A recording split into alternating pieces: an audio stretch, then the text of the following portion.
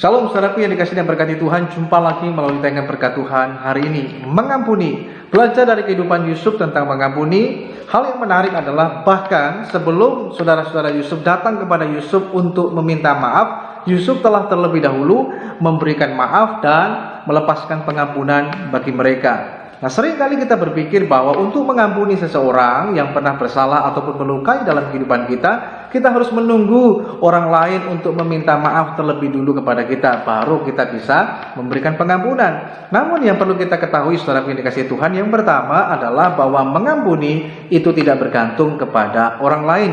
Karena terkadang orang yang melukai ataupun yang bersalah kepada kita, belum tentu orang tersebut merasa bersalah. Karena bisa saja yang dilakukannya atau yang diucapkannya atau yang dituliskannya dalam statusnya adalah sesuatu yang tanpa unsur kesengajaan. Sehingga dengan demikian orang tersebut mungkin tidak merasa bersalah dan harus meminta maaf kepada kita.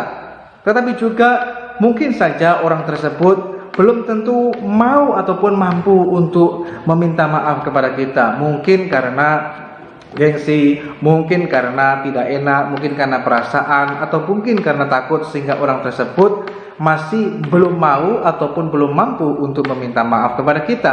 Tetapi juga seandainya pun mereka meminta maaf kepada kita, belum tentu juga hal itu dapat mengembalikan lagi apa yang sudah hilang dari dalam kehidupan kita akibat kesalahan yang mereka perbuat. Sebab itu saudaraku yang dikasihi Tuhan, yang kedua, mengampuni itu murni adalah keputusan kita. Keputusan yang kita buat secara sadar kita lakukan. Karena kita orang yang berdosa, tetapi oleh kasih karunia Tuhan kita telah diampuni oleh Tuhan, maka kita pun wajib juga mengampuni orang yang bersalah kepada kita. Karena juga kita orang yang berdosa di hadapan Tuhan, tetapi oleh karena kasih kemurahan Tuhan kita telah dibenarkan oleh Tuhan, maka kita juga harus hidup di dalam kebenaran.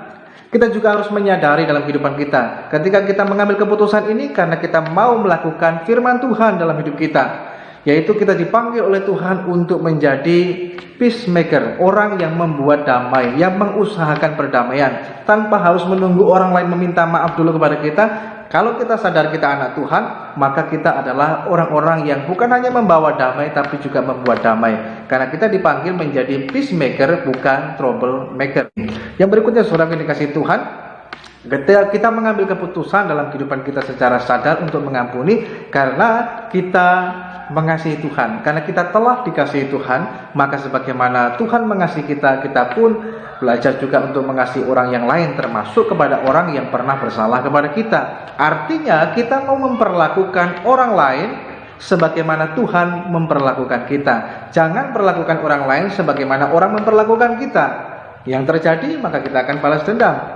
Yang terjadi mungkin kita hidup dalam kepahitan, dalam kekecewaan. Tetapi kita belajar untuk mau memperlakukan orang yang lain sebagaimana Tuhan telah memperlakukan saudara dan saya. Sebab itu hari ini, kalaupun ada sesuatu yang masih mengganjal dalam hidup saudara, mari lepaskan pengampunan dan terimalah pemulihan dari Tuhan. Tuhan Yesus mengasihi kita semua.